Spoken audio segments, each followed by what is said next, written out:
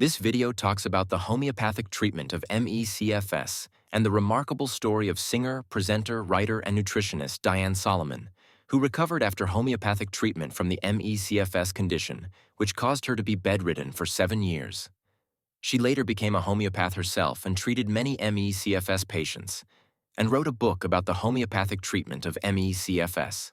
This video is made to give attention to homeopathy as a treatment method for chronic fatigue syndrome. Homeopathy can give excellent results with CFS.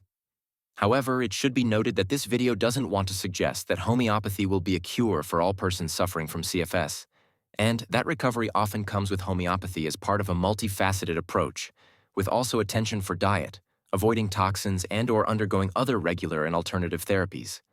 However, there have been so many cases of reported improvements by homeopathy and even total recovery that this video will be more than interesting for the ones suffering of CFS.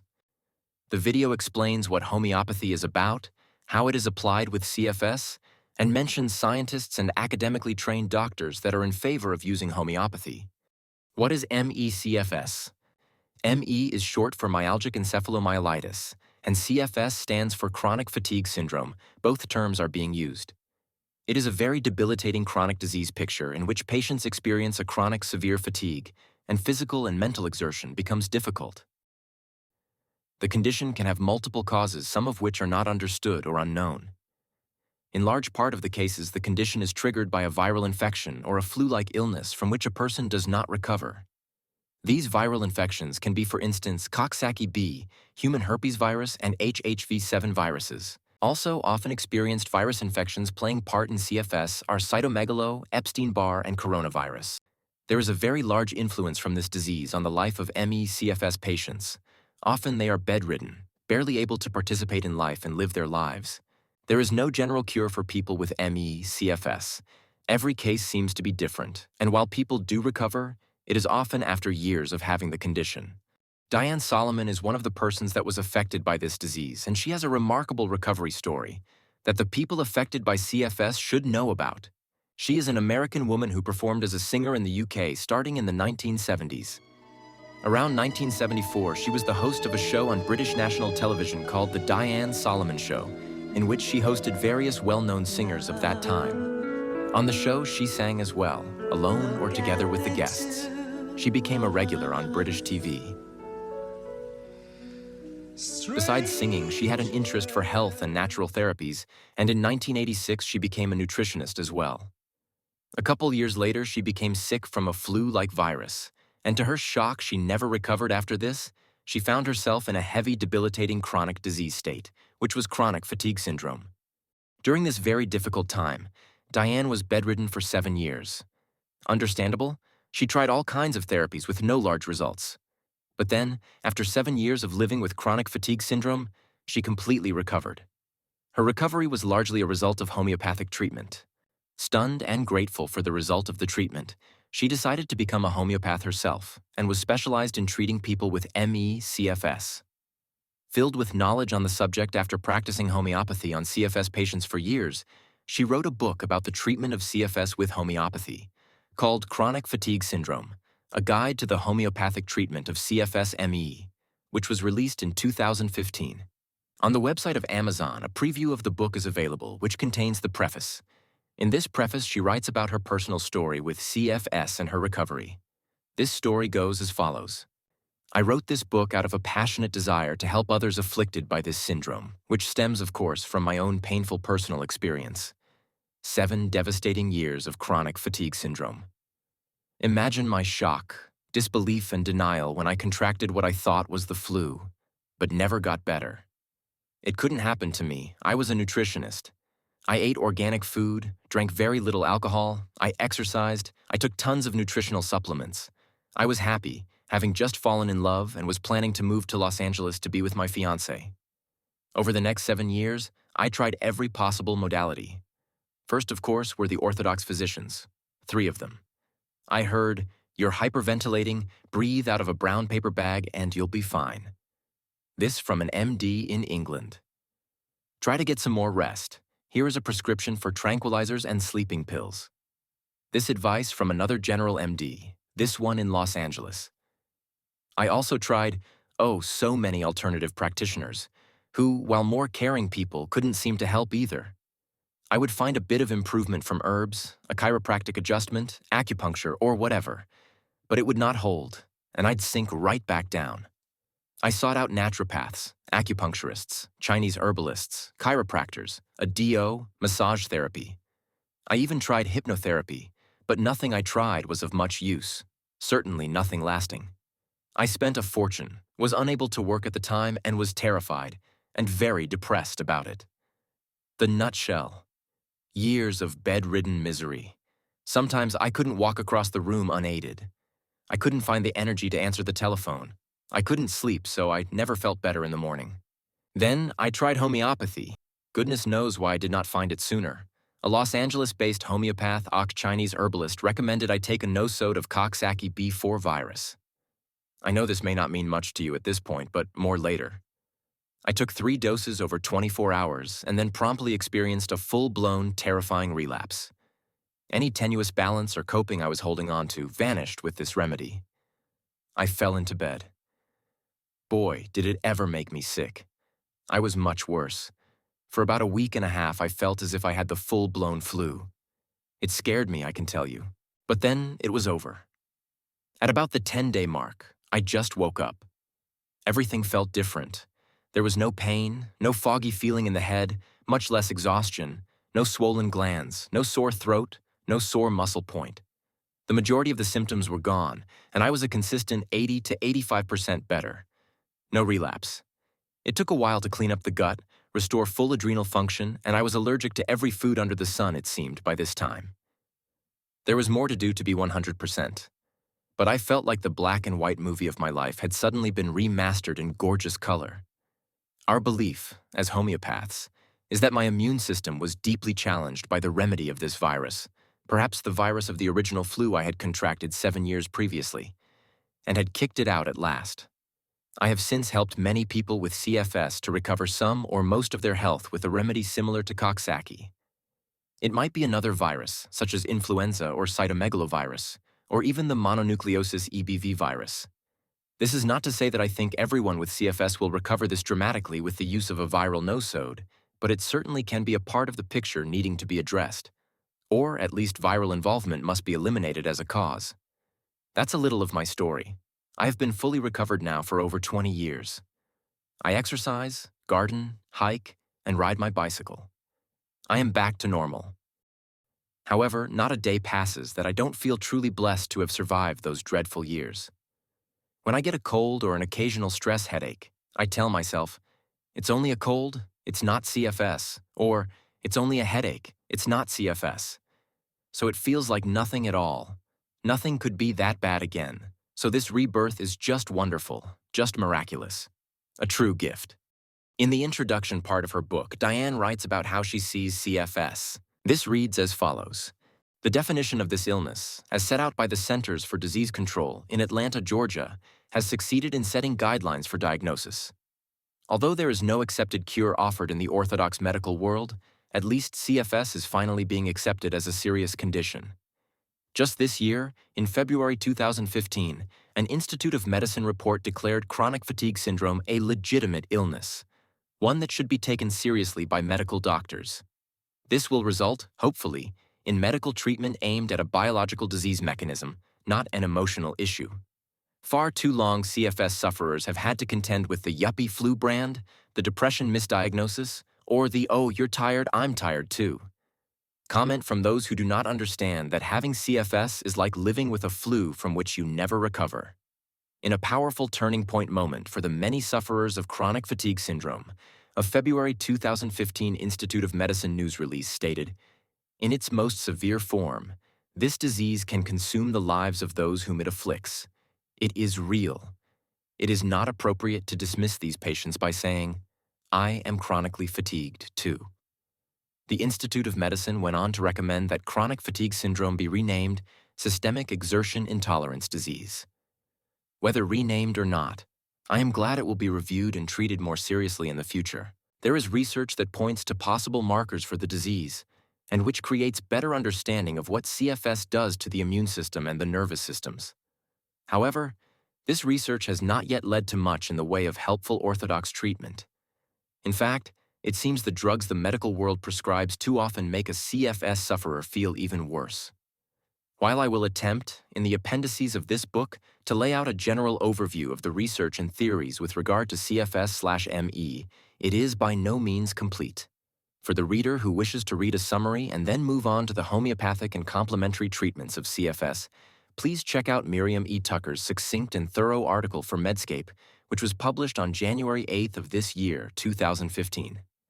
It is entitled, Chronic Fatigue Syndrome. Wrong name, real illness. There are many current theories pertaining to possible causes of this syndrome. Perhaps part of the problem is that scientists and physicians are used to searching for a single cause, a smoking gun. They are looking to find a drug that will eradicate one invading organism, be it a virus, bacteria, parasite, fungus, etc.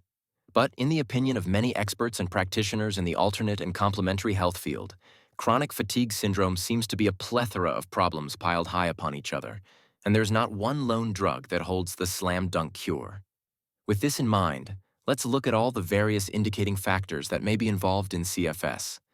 There is a high percentage of chronic fatigue syndrome sufferers with what we call unresolved foci in the body, such as viral infection, parasites, dysbiosis, imbalance of the bacteria in the colon, and/or candida inflammations of the bowel, and allergies to both foods and airborne substances.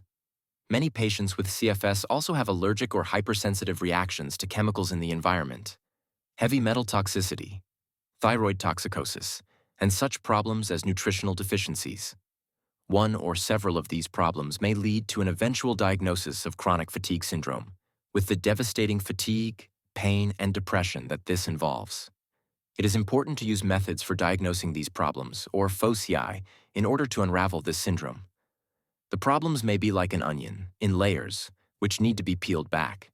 With the help of herbs, homeopathic remedies, and nutritional supplementation, much of the suffering involved in CFS can be dramatically alleviated, if not completely eradicated. Currently, Diane is a writer of fiction novels and spends her life with her husband Mark. She has retired her practice and is no longer an active homeopath. She still makes music, but mostly focuses on writing books, both fiction and nonfiction. Diane is always busy. She writes, edits, sings, researches, designs, and builds gardens. Well, what is homeopathy then? Homeopathy is a form of alternative medicine practiced since the late 18th century. It is still practiced all around the world nowadays. It is applied for all kinds of diseases, from acute to chronic, and from physical to mental. Homeopathy nowadays continues being further developed and improved. It is a form of medicine in which, by giving a homeopathic remedy, the innate self-healing ability present in a patient is being stimulated. Each remedy has a remedy picture, which is the describing of symptoms the remedy can be used for. During a consult, a homeopath asks all kinds of questions, and on the base of the answers given by the patient, the homeopath chooses one or multiple remedies that match the person's symptoms. Advantages of homeopathy are that it has no side effects, is relatively low cost, and promotes actual healing instead of just suppressing symptoms. In current times, the dominant view of the human body and spirit is a matter-only based view, traced back to molecules, in which the human is an orchestra of chemical, electrical, and physical processes, similar to a machine in which each part has its function. This view is reflected in the way regular medicine is being practiced. When a person has a disease, part of the machine is malfunctioning, and there needs to be an intervention by repairing a part in the machine or doing a workaround so that the machine can sustain its functioning. A homeopath doesn't say this materialistic describing of organisms is incorrect, but has a broader view. A homeopath also works with concepts like vital or life force, self-healing ability, the relationship between the mind and body, energies and intuition. For the homeopath, symptoms are part of a larger disease picture that needs to be treated. And this treatment is done by prescribing homeopathic remedies that the patient needs to take. These remedies can be in the form of drops or little balls. These homeopathic remedies are made by diluting a substance in water or alcohol and then a repeating process of subsequent shaking and further diluting. This process is called potentization. After multiple repetitions of diluting, it is to be expected that not a single part of the original substance is still present in the water. This seems like a paradox because if it is so highly diluted, how can there be any effect on the person it is administered to? Despite this being seemingly a paradox, there are scientists that are in favor of homeopathy and show research that support this and who will appear later in this video. A problem with the materialistic view of organisms, all traced back to molecules, is that it can lead to a too much simplified view. Yes, as humans, we're quite good at the describing of the behavior of atoms and molecules, but still, this doesn't make us know-alls of how nature behaves on the smallest level. The homeopath notices time after time that a disease can be healed by taking the right homeopathic remedy. This effect has been researched extensively, and despite what many assume, recovery from a disease state happens overwhelmingly more than with a placebo.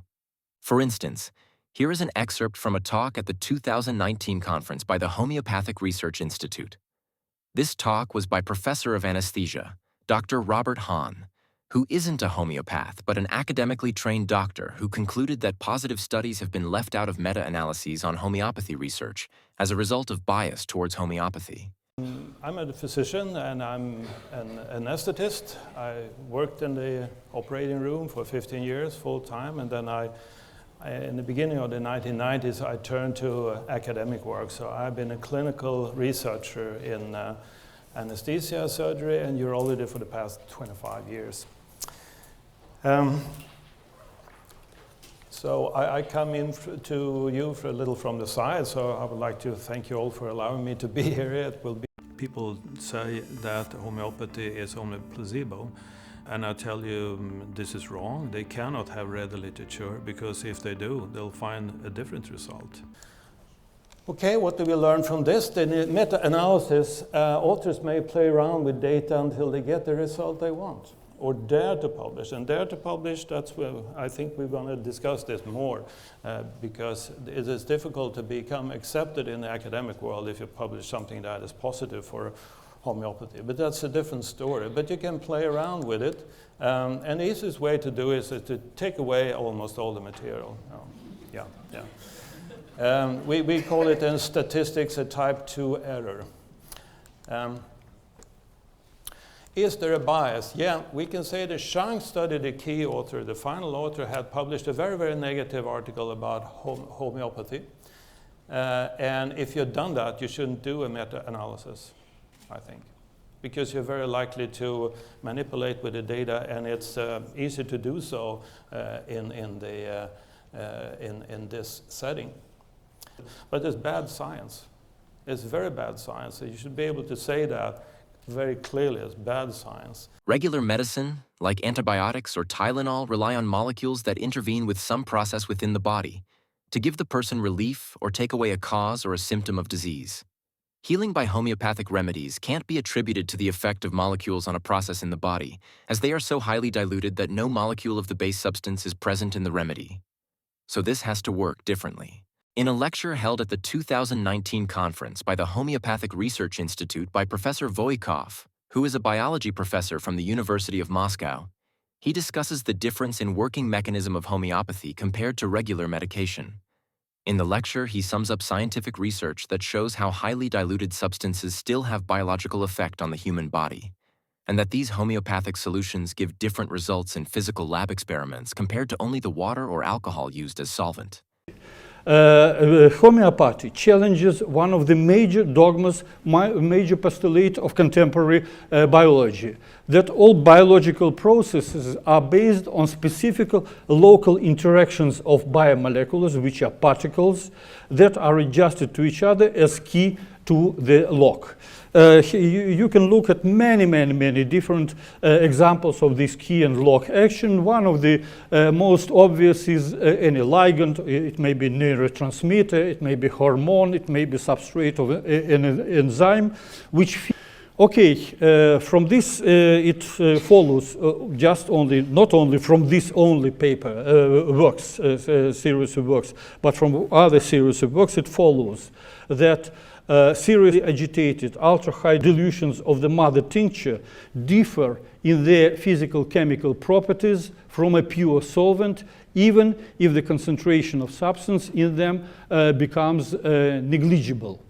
So this very high dilution is not equivalent to the solvent. This brings about the question why homeopathy isn't part of regular medicine. If homeopathy is so beneficial, why isn't it part of every doctor's toolbox? The treatments that are part of regular medicine are methods on which consensus is reached. And for medications, consensus is reached more easily on medications that follow the model of key and lock. In other words, molecules that interact with a process in the body to give relief to a patient. As homeopathy has a different working mechanism, a mechanism that isn't fully understood, or even is dismissed, because, quote, it is only water. Consensus isn't broadly reached. Also, it is imaginable that the homeopathic concepts aren't able to be described within the reductionist approach that scientific research uses. The lack of broad consensus is reflected in the relatively low amount of scientific research being done regarding homeopathy. For research funding, there needs to be possible benefit of research to justify its investment, and as homeopathy is often dismissed at first sight, some might say that researching it is useless, and as a result, funding is more difficult. Also, it is expected that researchers are more hesitant to do research on homeopathy, as it can isolate them in their field of work as a result of having loud opponents. So they might second-guess to be associated with it, as they might consider speaking out for homeopathy can damage their careers. The same goes for scientific journals, which are expected to be more hesitant to publish on homeopathy in comparison to regular medicine. This was also addressed in the earlier quoted lecture of Professor Robert Hahn, as he mentioned the following.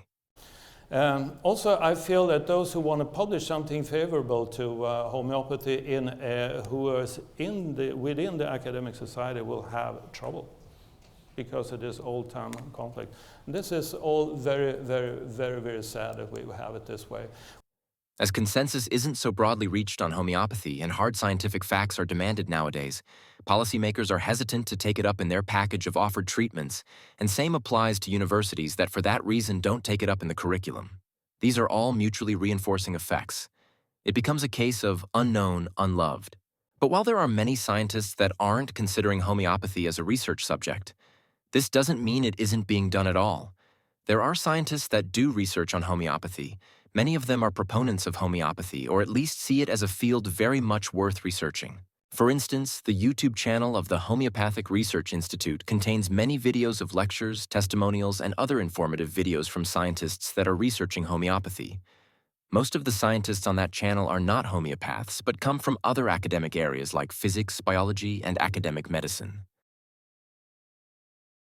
Despite their non-homeopathy background and their scientific education, they still are in favor of homeopathy.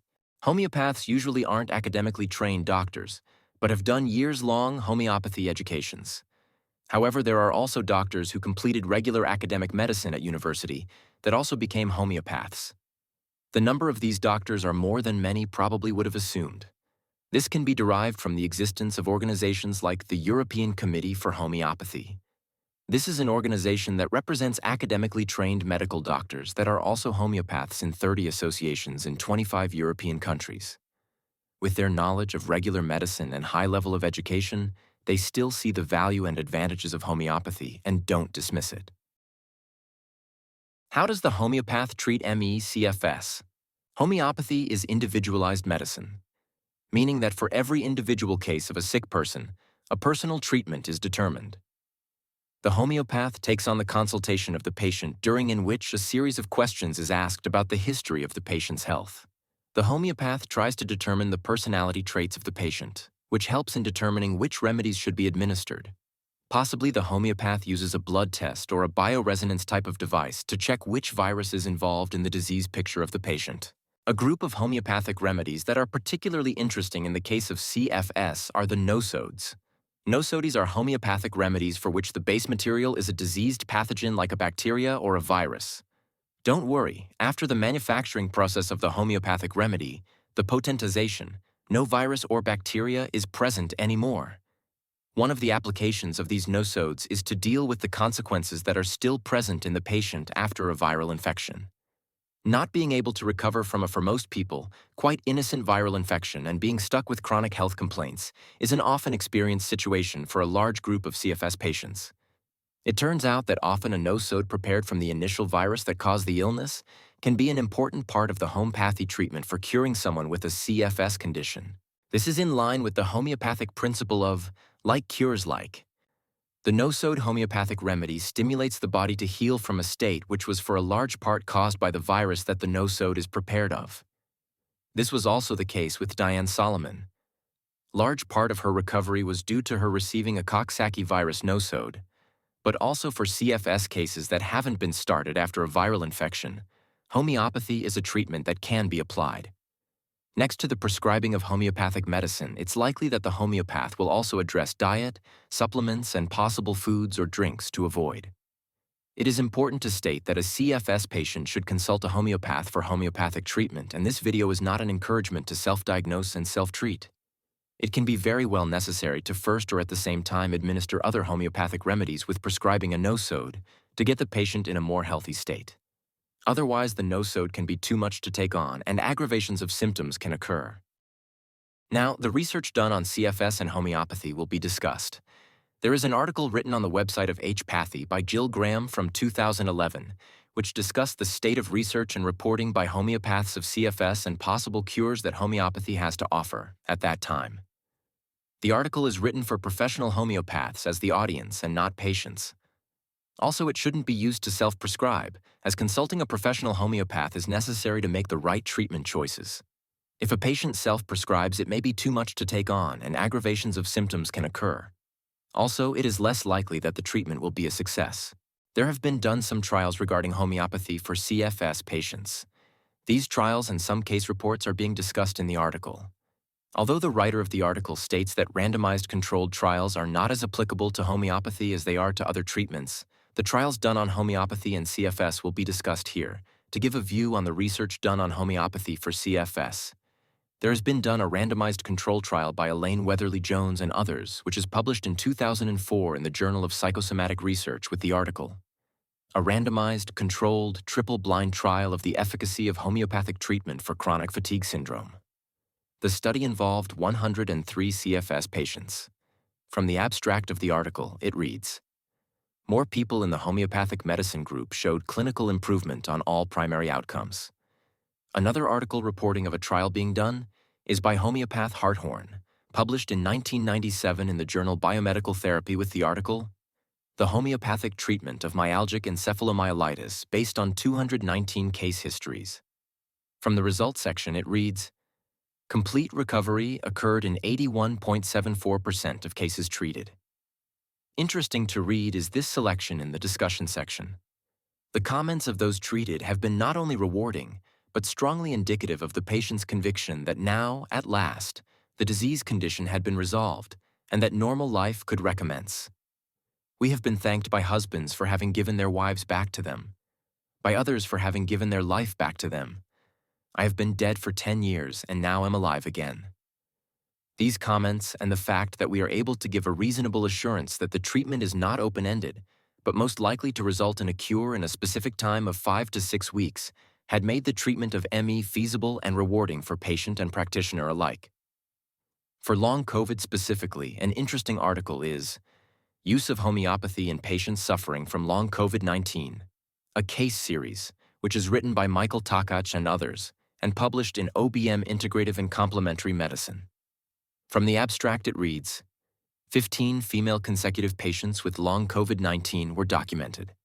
All but one patient, hence 93.3%, experienced a timely improvement to complete healing after individualized homeopathic treatment, characterized by modified Naranjo criteria of at least 8 points.